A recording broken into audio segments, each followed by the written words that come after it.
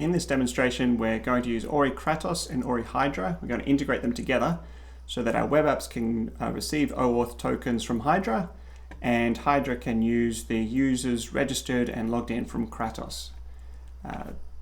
So what we'll do is there's a Git repository here that has the Docker Compose files there. I'm just going to clone that now. And then the quick start here, it's one Docker Compose file that has Hydra and Kratos in there.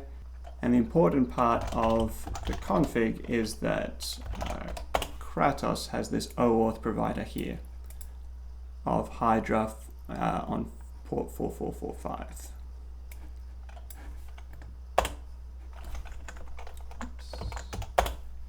Now, if we build this, it might take a few minutes the first time. Now the service is running, we can use Postman or curl, or I'm using Bruno here, and we can check that these ports are all working. So we have 4433, and that's the Kratos public endpoint. 4434 is the Kratos admin. Hydra public on 4444. And Hydra admin on 4445. So those are all working. They're all live now. Now we need to create a client in Hydra. Now you can do this through the HTTP API, or you can do it by downloading the Hydra CLI tool.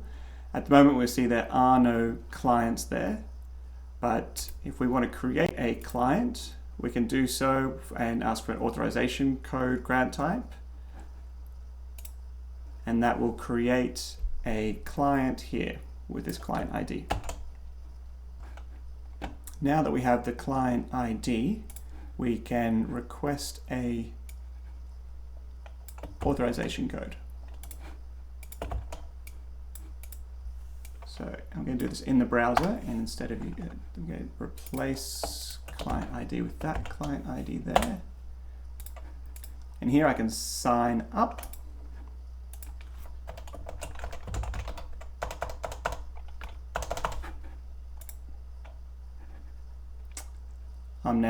I've created that user, and I'm now granting access to this client that we created. I'm going to provide the scopes of offline and OpenID, allow access.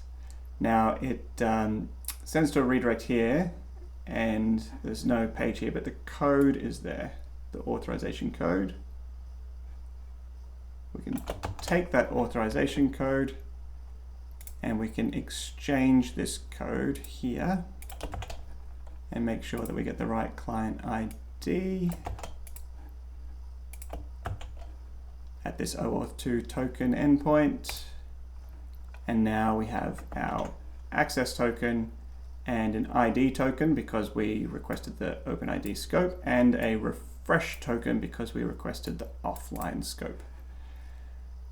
And of course we can also refresh that token here with the same client ID and get a new token. So these access tokens and ID tokens and refresh tokens can now be used in our client apps.